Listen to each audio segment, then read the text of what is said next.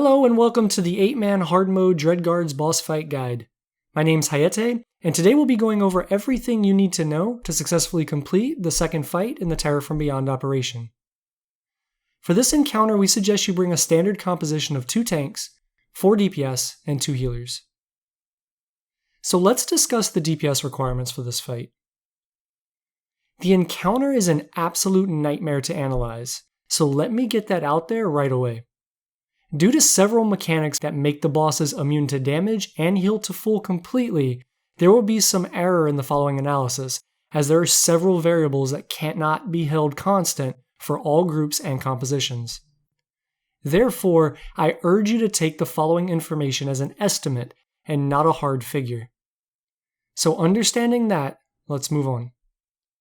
This fight has an enrage time of 7 minutes and 20 seconds. The following is the individual health totals for all enemies you'll face in this encounter, followed by a multiplier denoting the amount of each that you'll face. To analyze this fight, each phase was looked at individually against the enrage time. The following represents this method. The basic idea here is identifying what percent of the total health each phase contributes, and then finding that percentage of the enrage time and working from there to find a total DPS figure. Using this information, an average total DPS was determined for the overall fight. This figure represents all outgoing damage by your group, not only the DPS players, so when doing this fight, ensure that your group is at least pulling this total amount. So let's move now to mechanics. To warn you, there are a lot of mechanics to this fight, and rightly so, since you're dealing with 3 different bosses. To better order this information, I'm going to start with the bosses in the order you face them, and go through all of their specific mechanics. I'll cover their individual buff mechanics at the end. So let's start with Herod. Number 1, Force Lightning. This is Herod's standard attack. This ability targets a random raid member for damage over time, and has a channel time of 3 seconds. Number 2, Lightning Field. This is a 7.5 second channeled attack that upon its completion will strike all members in your group for heavy damage. Furthermore, any player within 10 meters of another will overlap their damage and take not only their own, but the other players as well. Number 3, Surging Chain. This is a 3 second channeled attack that gains power over time in the way of a stacking buff. This ability targets random members. Okay, on to Cyphus now. Number 1, Empowered Barrier. This is effectively a 1000 second channel, which when active, places an immunity shield on Herod. This ability can be interrupted under specific conditions, which will be discussed later. Number 2, Vitality Extraction. This is a debuff placed on a random raid member every 6 seconds, that lasts for 3 seconds. That also does minor damage over time. When it expires, a green circle is left at the location of the affected player. Number 3, Doom. This is a stacked debuff that will affect a random raid member.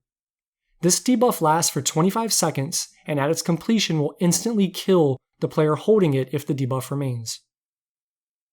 Number 4, Expiatory Moat. This is a 25 second debuff gained by moving into a green circle. This does damage over time. If a player holds the Doom debuff, this will remove 1 stack of Doom and will not apply the damage over time effect. Number 5, Strangle. As this ability starts, Cyphus will leap to a random raid member and begin a 6 second CC.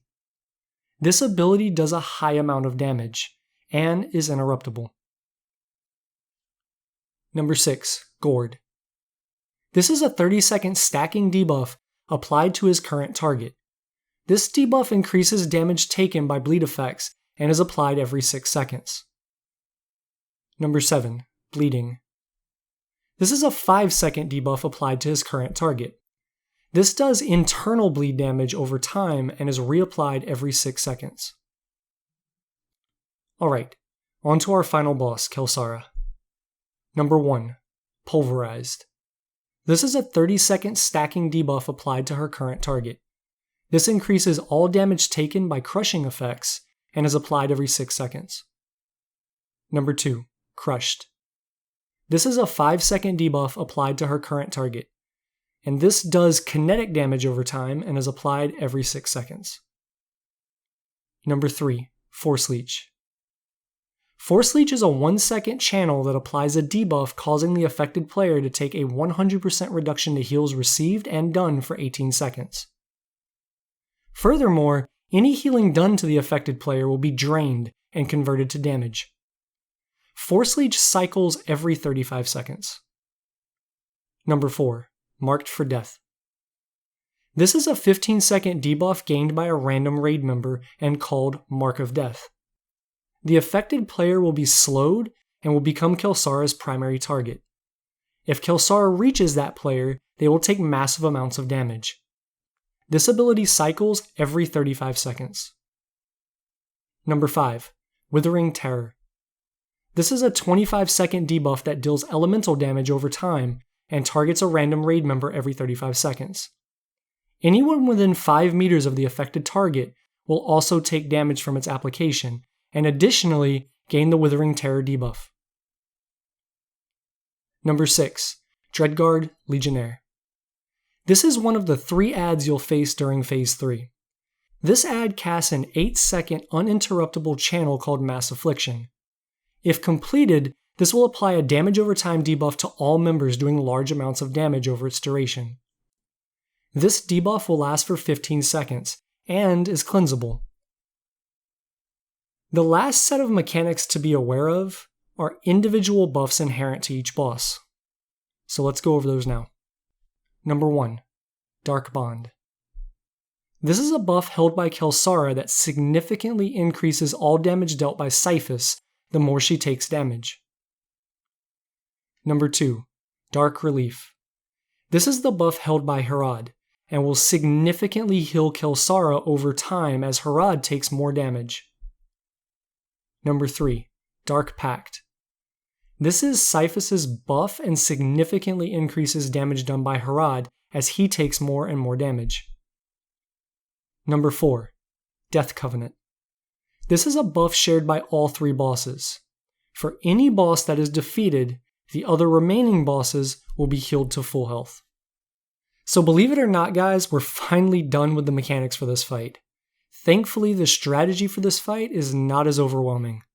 So let's move on, and I'll explain how to put all of these mechanics into a working strategy. First and foremost, let's discuss the kill order. Because of the individual buffs each boss maintains, you'll have to push Harad, Cyphus, and then Kelsara. As you initiate the fight, you'll want all DPS to focus on Harad, and you'll want your tanks to split between Cyphus and Kelsara. This is one of the best times to use raid buffs, as they'll be available again towards the end of the encounter and will allow you to do a huge amount of damage to Harad. Additionally, you can get your tanks in on the action as well. If you're tanking this fight, get a few attacks in on your specific boss, taunt, and then focus your damage on Harad. These bosses have no cleave, so don't worry about hitting your raid members. Soon after you initiate the fight, Cyphus will leap near Harad and start Empowered Barrier. You'll need all DPS and tanks to swap to Cyphus and break through his absorption shield. Once this is broken, you'll need someone to physically interrupt his channel. Once that is complete, move back to Harad. Shortly after, Harad will knock back all members in melee range and start channeling Lightning Field. This is where you'll want to do some pre-planning based on your group composition. Generally speaking, however, we split our group into these positions. The point is here that you want your raid members spread apart so they do not overlap damage with another player. As soon as this concludes, we suggest stacking all raid members here for AoE heals. You can remain here until the next lightning field and then just move back out to your assigned locations. You'll rinse and repeat this until Harad is dead. Here are some tips and tricks to mastering this phase. From the moment you start the fight, Harad will cast 4 Force Lightnings, then immediately Cyphus will shield him. After that, you'll get 6 Force Lightnings, then the Lightning Field. After this initial rotation, it changes to 5 Lightnings for the shield, and then remains 6 for the Lightning Field. Depending on the classes you have in your group, some will be able to completely avoid all damage from the Lightning Field. The following are ways this can be completely mitigated if done properly. This list consists of methods that we have tried and know work. If you know of one not represented here, please leave it in the comment sections below. Lastly, for your tanks, during Phase 1 you'll be stacking debuffs specific to the boss you're holding. Normally around 5 stacks you'd want a tank swap to keep damage within healable levels. The Lightning Field, however, clears these stacks, so for Phase 1 you will not need to tank swap. So back to the fight. As you start on Cyphus, you'll want to ensure your tanks swap bosses if their stacks are too high to comfortably heal. As soon as Phase 2 initiates, Vitality Extraction will start, and will happen every 6 seconds. Make sure no one in your group stands in these green circles, as you'll need these to clear stacks from the Doom mechanic. Try your best to keep these against a wall, so that it's easier to coordinate and organize. As a player receives Doom, ensure you run through enough circles to clear your stacks. When Cyphus leaps to a player and starts casting Strangle, make sure your tank follows him over. This will allow all melee players to follow suit and maintain DPS uptime. As soon as you've interrupted the channel, pull Cyphus to the nearest wall and repeat. You'll continue this process until he's dead. So here are a few tips for Phase 2. Like I said earlier, Vitality Extraction starts the moment Hayete is defeated. After the first 3 Vitality Extractions, Cyphus will leap to Strangle. Afterwards, every 5 Vitality Extractions, he'll leap to Strangle. Doom will cast every 5 Vitality Extractions from the start of Phase 2. Vitality Extraction can be a hard thing to keep track of, but if you can, this will help your group tremendously, as you'll be able to prep for every mechanic in this phase before it happens. On to Kelsara now. As Cyphus dies, you'll need to identify who has Kelsara. If needed, you can have the off-tank run around and gather up leftover green circles to clear them from the board. This, however, is not necessary. At any rate, approximately 8 seconds after entering into Phase 3, Force Leech will be cast. Ensure you stop all heals on the affected tank if you're healing. If you're the tank taking Force Leech, ensure you call it out, run away, and clear any hots that you might have on yourself. Let your healers know when you're out of range so they can use AoE heals without the fear of accidentally hitting you. If you're the off tank at that time, be sure to taunt Kelsara ASAP. Around 30 seconds after entering Phase 3, Kelsara will cast Marked for Death. Make sure the affected player keeps their distance from Kelsara. A good strategy here is to use movement enhancing buffs if need be to help your group in the event Kelsara is getting too close. The following are great ways to do this. Again, if we've missed something on this list, please let us know in the comment section below. As you move through this phase, Wither will be going on, so if you're healing, make sure to keep an eye on these players as they'll be taking damage over time. At 75, 50, and 25% on Kelsara, adds will spawn in the middle of the room. You'll want one of your tanks to pick these up if at all possible, and you'll need DPS to kill the Legionnaire ASAP. If you fail to do this, and Mass Affliction is cast, all players capable of cleansing should, and all others should stack near the boss for AoE heals.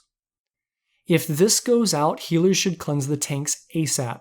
You'll rinse and repeat these mechanics until she's defeated. So that's the fight, guys. I know that was quite a lot to soak up, but I promise you the fight is fairly simple once you see it. If you play the mechanics properly and commit the indicators and timing to memory, you'll know exactly when every mechanic is set to start and can react accordingly. So if this video helped you, feel free to pay it forward and help us by dropping us a like and subscribing. If you have any questions, suggestions, tips and tricks, or think of something I may have missed, please feel free to leave them in the comment section below. So until next time, guys, take care and enjoy the fight. Those who will not serve will die. We are the chosen!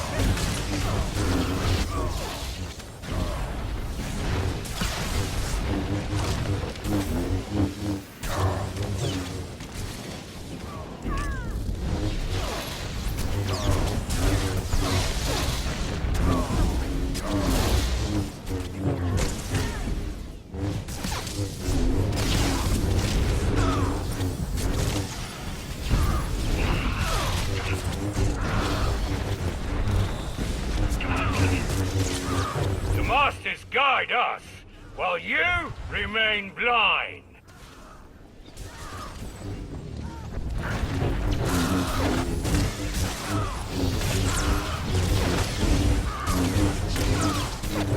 You will welcome death before the end.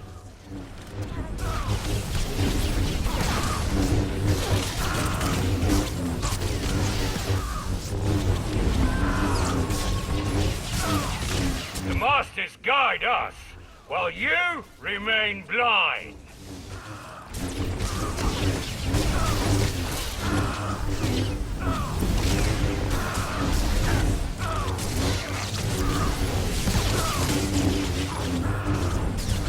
You will welcome death before the end.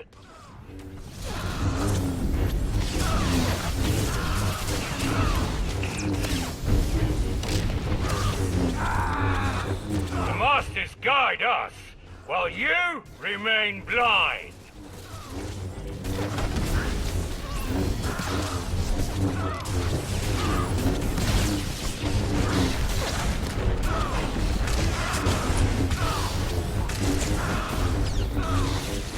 You will welcome death before the end. We may fall, but fear remains eternal.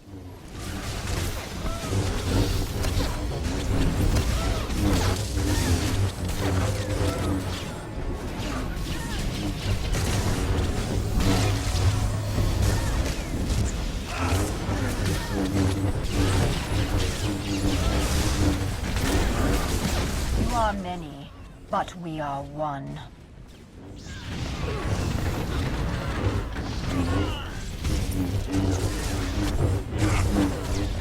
You could have been one of us.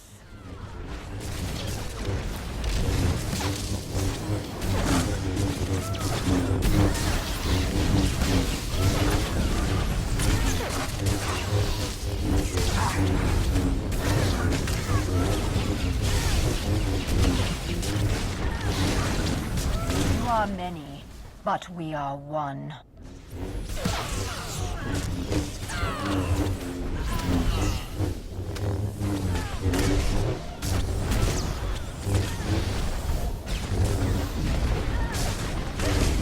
We are more forgiving than the Masters.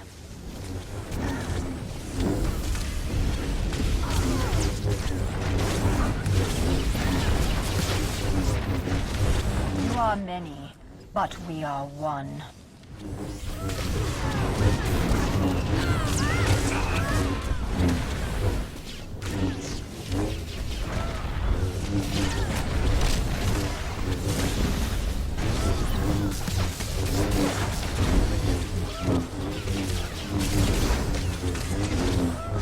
We are more forgiving than the Masters. My purpose has been served. The shield is broken, but the sword is drawn.